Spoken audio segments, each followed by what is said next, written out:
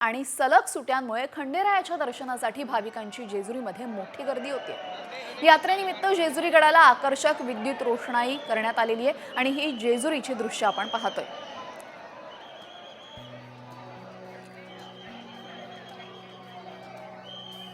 आमचे प्रतिनिधी सागर आव्हाड थेट जेजुरी गडावर उपस्थित आहेत। आपण त्यांच्याकडनं या संदर्भातली माहिती घेऊया।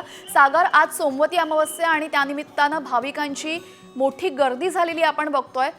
काय अधिकची माहिती आहे, कसा उत्साह आहे?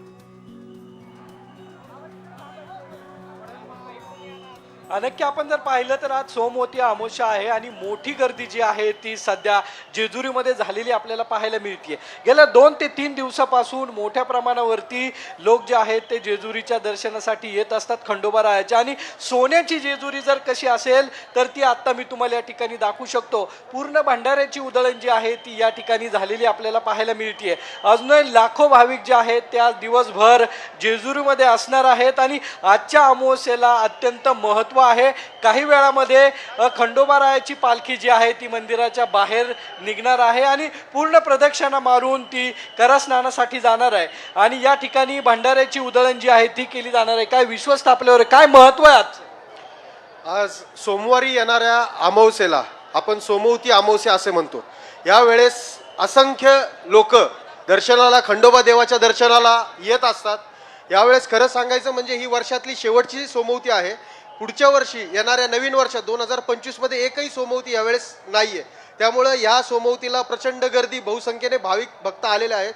देवस्थानतर्फे बरेच उपाययोजना या ठिकाणी आपण केलेल्या आहेत।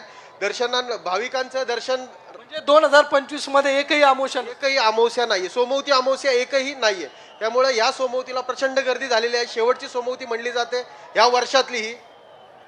आता पालखी काय पुढचा दिनक्रम असणार? आता 1 वाजता पालखीला शेडा दिला जाईल। पालखीला शेडा दिल्यानंतर पालखी प्रस्थान करेल करा नदीकडे करा नदीला स्नान करण्यासाठी। जी नक्की पालखी जी आहे ती प्रस्थान करेल आणि अत्यंत महत्त्व जे आहे ते आजच्या दिवसाला या ठिकाणी आपल्याला पाहायला मिळत आहे। काही भाविक जे आहेत ते या ठिकाणी उधळण करणार आहेत आणि हीच उधळण अत्यंत महत्त्वाची जी आहे ती आजच्या दिवशी असणार आहे आणि मोठी गर्दी जी आहे ती या ठिकाणी आज झालेली आहे। अत्यंत महत्त्वाचा दिवस आहे। 2025 मध्ये एकही सोमवती अमावस्या नसणार आहे। त्यामुळं भाविकांनी मोठी गर्दी जी आहे ती या ठिकाणी केलेली आपल्याला पाहायला मिळते।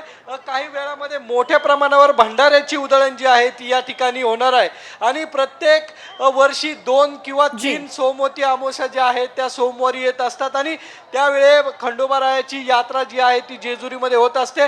मात्र 25 मध्ये हे होणार नाहीये। तर या वर्षातली ही शेवटची सोमवती अमावस्या आहे आणि त्यानिमित्ताने भाविकांची मोठी गर्दी आपण पाहतोय जेजुरी गडावर झालेली। धन्यवाद सागर, आपण दिलेल्या सविस्तर माहितीबद्दल। तर सोन्याच्या जेजुरीचं रूप आपण आता थेट जेजुरी गडावरनं लाईव्ह बघितलेलं आहे।